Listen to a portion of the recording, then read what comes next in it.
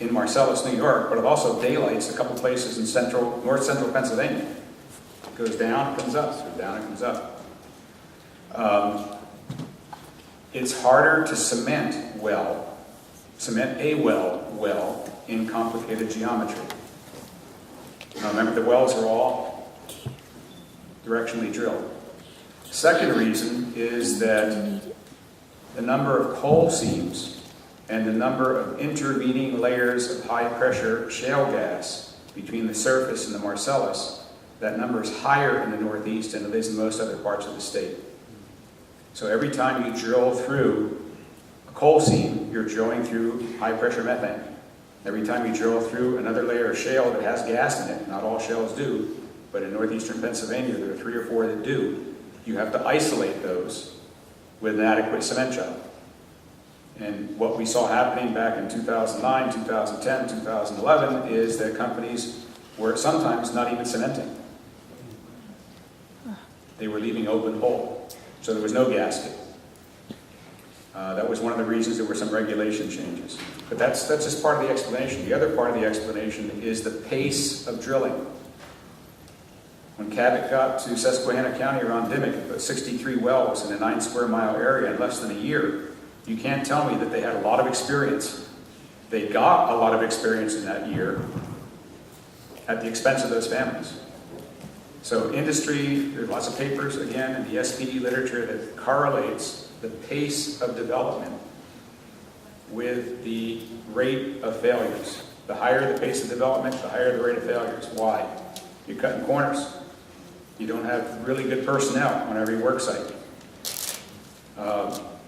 Northeastern Pennsylvania is where most of the activity began in depth, and most of those drillers were coming from Oklahoma and Texas. First time they'd ever seen a Pennsylvania winter.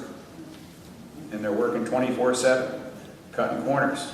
Your hand's freezing at 3 o'clock in the morning, hurry up and get that coupling done. So there are both geological reasons, human factor reasons, pace reasons, price reasons for these differences. Good question. I have a friend that's going down, he's got gas wells down in Greene County, 2 counties south, and he's telling me that if the gas company damages your well, they have to, first of all, pay you $25,000 for each well on your property. Where is this? Greene County. Greene County, Pennsylvania? Yep. I'm not aware of any such, well, there's certainly no regulation that says that. Article 78, that's yours. Regulation says, it used to say that if your water well is within 1,000 feet of a gas well, and you as a private landowner allege that your water well has been contaminated by that gas well, then the gas company is guilty until proven innocent. Okay, that got changed to 2,000 feet, or is it 2,500 feet now, so that's even better. And the obligation in Article 78 is that the operator is obligated to restore the same quantity and quality of water that you had forever.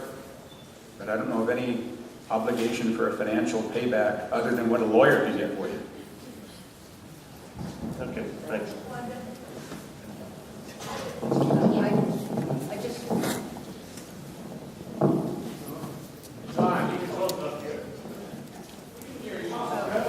There's buckets going around for donations. A series of talks put on by a group that Tony had read earlier.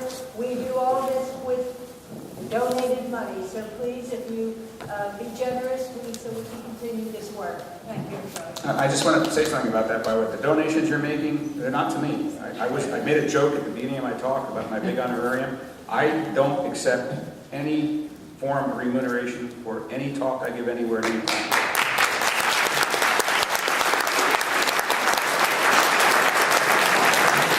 But I did eat some of the food.